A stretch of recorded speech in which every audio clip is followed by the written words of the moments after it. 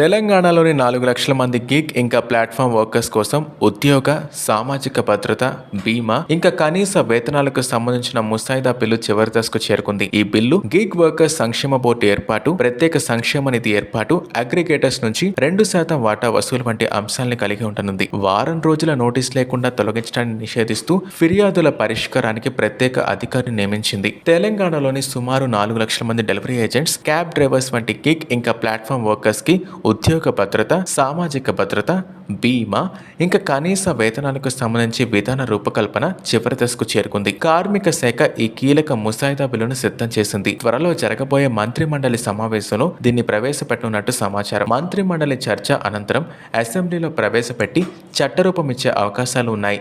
ఈ బిల్లు ప్రధాన లక్ష్యం గిగ్ వర్కర్స్ కోసం ఒక ప్రత్యేక సంక్షేమ బోర్డు ఏర్పాటు చేయడం. ఈ బోర్డు ద్వారా ప్రభుత్వం సంక్షేమ ఇంకా సామాజిక భద్రతా కార్యక్రమాలు అమలు చేస్తోంది. తెలంగాణ గిగ్ ఇంకా ప్లాట్ఫామ్ వర్కర్స్ సంక్షేమ నిధికి అగ్రిగేటర్స్ ఇంకా ప్లాట్ఫామ్ యాజమాన్యాలు ప్రతి లావాదేవీకి వర్కర్స్ కి చెల్లించే మొత్తంలో 2% చొప్పున జమ చేయాలి.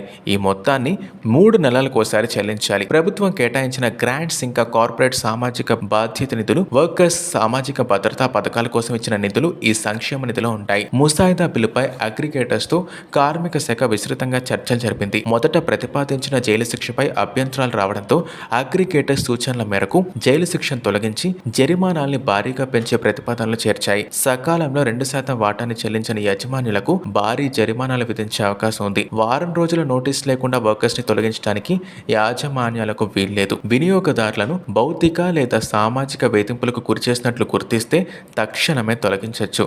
ఈ చట్టం అమల్లోకి వస్తే దేశంలోని గిగ్ వర్కర్స్ సంక్షేమం కోసం ఇలాంటి చట్టం చేసిన కొన్ని రాష్ట్రాల్లో తెలంగాణ ఒకటిగా నిలుస్తోంది. ఇది ఉద్యోగ భద్రత ఇంకా సామాజిక న్యాయం వైపు ఒక కీలక అడుగుగా మారనుంది.